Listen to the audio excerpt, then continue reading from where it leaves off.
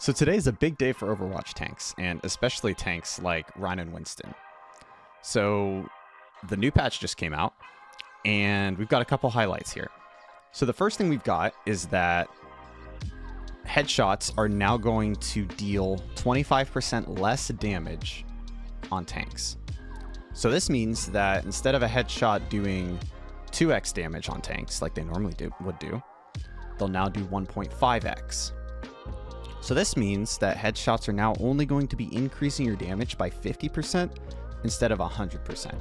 So if your shot would normally do 100 damage on an enemy tank, it's now going to do 75.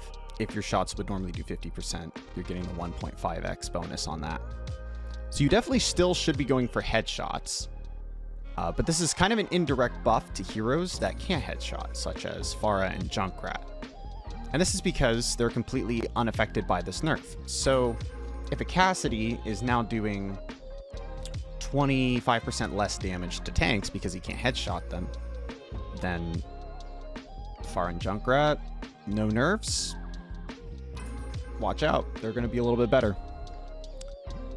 Now, the big news that Blizzard has is that they've decided to revert how armor works when they transitioned from Overwatch 1 to Overwatch 2.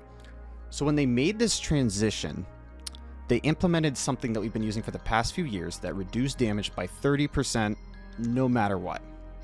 So for example, a Rhine swing, which does 100 damage, would get reduced to 70. A Tracer pellet, which does 6 damage, would get reduced to 4. It's 4.2, but it gets reduced to 4. There's some lingering there with the percent, the decimals, but generally it's 4. But now, instead of having this 30% flat damage, there's a fancy formula that Blizzard decided to use in Overwatch 1, which they're now deciding to re-implement into Overwatch 2. So what this does is that armor will now reduce damage by either 5 damage or by 50%. And it's going to choose whichever of those numbers is smaller. So for example, let's do Rhine Swing again. So Rhine Swing does 100 damage. So 50% of that damage would be 50. And 5 damage off of that would be, well, 5. So it's going to choose whichever number is smaller. So 50 to 5, it's going to reduce the damage by 5. Now for Tracer, who does 6 damage per pellet, we have to look at those again. So we've got 5 damage, or 50% of Tracer's damage, which again was 6. So that 50% is 3. So now comparing 5 and 3, whichever of those is smaller, that's what the damage is going to be reduced by. So it's going to be reduced by 3. Now, we can do the math of trying to figure all this out for every single instance of damage across the entire board. Or we can just say that any instance of damage that does less than 10 damage is halved. Because right there at 10 damage, half of the damage would be 5. Anything less than 10 damage is going to get halved. And anything more than 10 damage is going to be reduced by 5. So that's the change that they implemented. But what does this mean? How does this actually affect gameplay? So this change actually means that smaller instances of damage are going to be much worse versus armor. And I'm not talking overall damage. Overall damage is going to be a completely different can of worms. It's individual instances. So things like Tracer, things like Diva, that have a lot of either projectiles or pellets, shotguns, high rate of fire weapons like Bastion, Mauga, things like that. That's what's getting affected by this. So Tracer, for example, is going to deal 50% of her damage to armor instead of the 70 that we're used to, since armor previously would cut damage by 30%. Now, there's a whole bunch of math that's going to go into this and explain what exactly is going on here, which I will cut to in just a second. For those of you that don't want to watch the whole math bit, just look for the chapters and skip ahead and you'll come right back to me. So basically, let's assume that one of our shots does 100 damage. And this is a shot against armor, so this has already been reduced. So this has already been reduced by 70%, so 0.70. So now let's see what that would be if instead it were reduced by 50%. So we need to figure out what this X number is in order to figure out the correlation here. So the way that we do that is we cross multiply this and this. These are not negative, by the way. Okay, let's arrow. This and this get multiplied together, and then this and this get multiplied together. So our new equation is going to be 50, because half of 100 is 50, equals 0.70x. Okay, so now we have to divide both. We want to get x by itself, so we divide both sides by 0.70.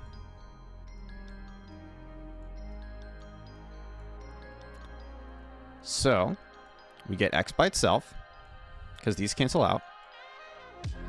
And now we just have 50 divided by 0.7, which I've already done the math here, is 71.4.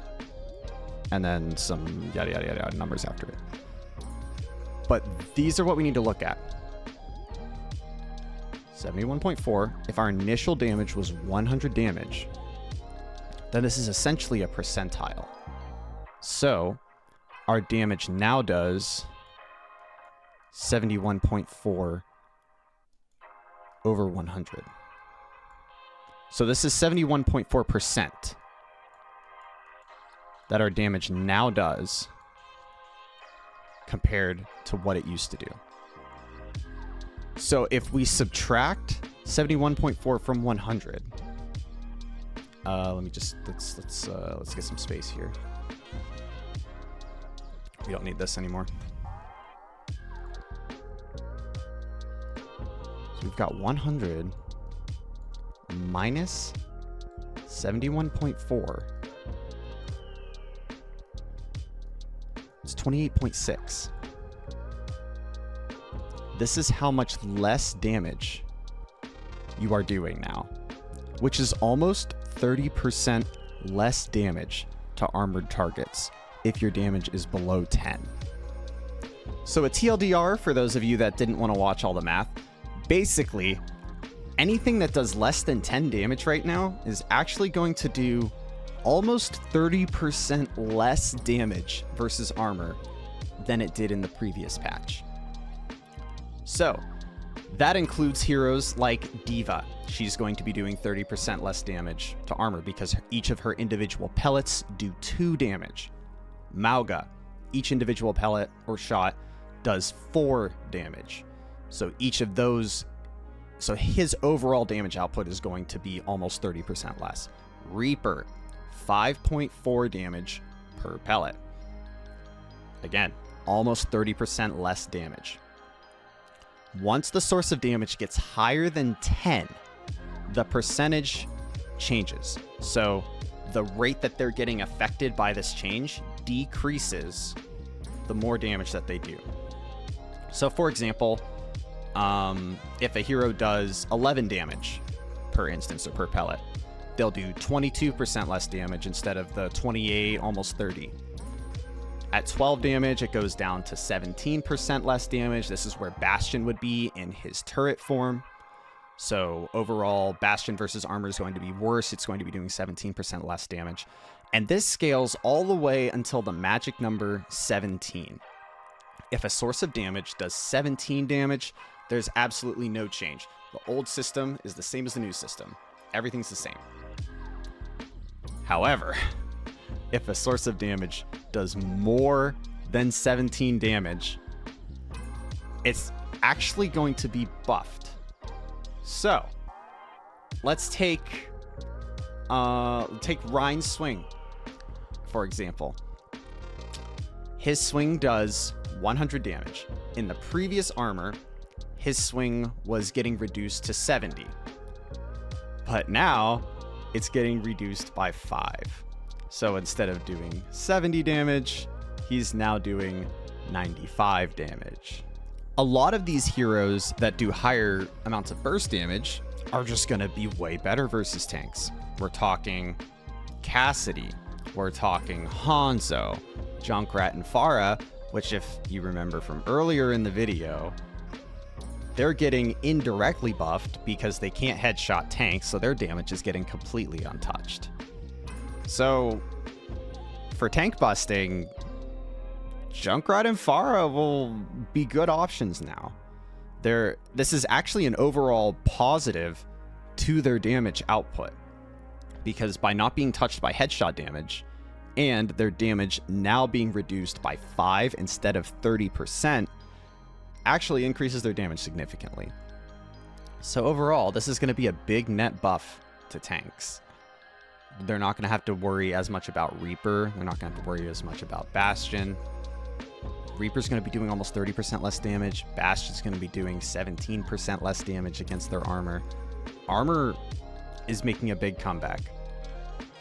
Now, there are going to be DPS that are a lot better, such as Hanzo, Pharah, Junkrat. So give these heroes a try and see what happens. These armor changes are going to change a lot of things. If you found this information useful, feel free to give us a like, subscribe. I appreciate any support. I stream over at Twitch at twitch.tv/Calero. Leave me a comment letting me know what you think about these changes. Are they good, bad? What do you think is going to happen? Thank you for watching. Appreciate it. I will catch you on the flip.